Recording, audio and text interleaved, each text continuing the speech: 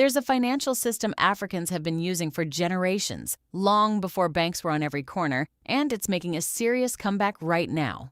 It's called table banking. It is a group of people, usually somewhere between 10 and 25, who meet regularly and put their money, literally, on the table. That pooled money gets lent out to members who need it, with interest, and that interest grows the group's shared pot over time. No bank forms or collateral needed. It's just a group of individuals who trust each other. This isn't just a Kenyan thing. Across the continent, this same idea shows up under different names. In West Africa, especially French-speaking countries like Cameroon and Senegal, it's called a tontine. In Nigeria and Ghana, people call it Esusu or ajo. In Central Africa, it's known as Jangi. And across Tanzania, Uganda, Rwanda, Malawi, and Zimbabwe, similar community savings groups run as VSLAs, Village Savings and Loan Associations. Here in Kenya, we call it table banking. And in Kenya specifically, table banking has quietly become one of the biggest tools for women building real businesses from nothing.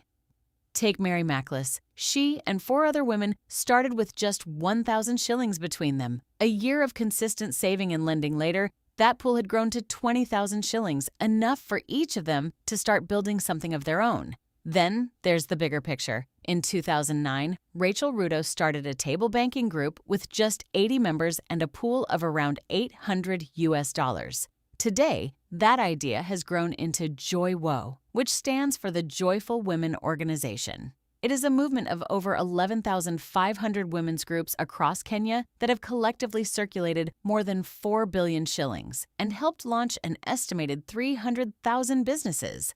80 people, $800. That's genuinely where it started. And it's not just JOYWO. Some of Kenya's biggest microfinance banks today, like Faulu, KWFT, Rafiki, and KREP, which is now Citian Bank, grew out of that same group lending logic. Which brings me to why I'm telling you all this. Because a year ago, my friends and I decided to try this ourselves. 5 of us, as an experiment, starting with 24,000 shillings. We didn't just contribute flat amounts. We bought shares at 1,000 shillings each. Whoever needed money borrowed from the pool.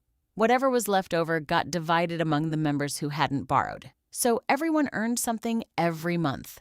Borrowers paid it back with 10% interest, and we kept reinvesting, buying more shares as we went. By the start of July this year, 2026, exactly 1 year in, our total investment had grown to over 120,000 shillings, and our profit for the year came to 44,969 shillings and 84 cents. 24,000 shillings in just 1 year and good returns. So here's the question you might have. What do you actually do with money like this? You have 2 paths. As an individual, you can take a loan against your own savings or shares and use it to start or invest in a small, low-capital business. This can be retail trade, poultry farming, or a grocery stall. That's the kind of business Mary and countless JOYWO members have built. Or you can do it as a group, the way we're heading. Instead of everyone chasing their own separate hustle, the whole group pools its growing capital into one shared investment or business, meaning bigger buying power, shared risk, and shared reward. Neither path is wrong. It depends on whether you want to build something that's just yours or something you and your circle own together. Now let's get into how the mechanics work so you can borrow the idea. Step 1. Find your group. 10 to 25 committed members is the sweet spot, though as you've seen, even 5 serious people can make it work. Step 2. Decide your contribution structure.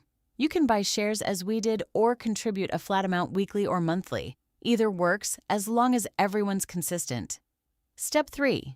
Set your interest rate.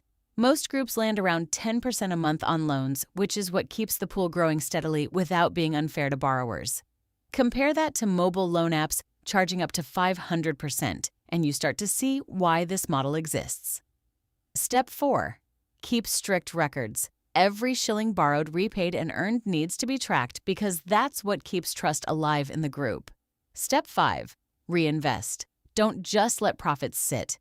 Use them to buy more shares, fund bigger loans, or, like we're doing now, move into an actual investment vehicle. Step 6. Optional but powerful. Register formally. In Kenya, you can register as a self-help group through your county's social development office for around 1,000 to 5,000 shillings, which opens the door to a group bank account and more legitimacy as you scale. So that's where we are. We've grown our pool from 24,000 to over 120,000 shillings in a year, and we've just opened our money market fund account. It is now our safe holding ground before we take the next step into a real investment or business as a group. We're not there yet, but we're building it. One meeting at a time, and I'm going to keep bringing you along for that journey. If 5 friends and a table can grow money like this, imagine what's possible for you and your circle, whether you're here in Kenya or building community from anywhere else in the world. So here's my challenge to you. Find your 4 or 10 people, put something on the table, even if it's small, and let's build something bigger together. If this one hit home for you, you're going to love my video on how to retire in 10 years. It's built on the real habits of people who've actually pulled it off. Hit subscribe so you don't miss videos on wealth building and real-life success stories that show you what's possible. I go a step further and try these things myself, so you're learning from real case studies, not just theory.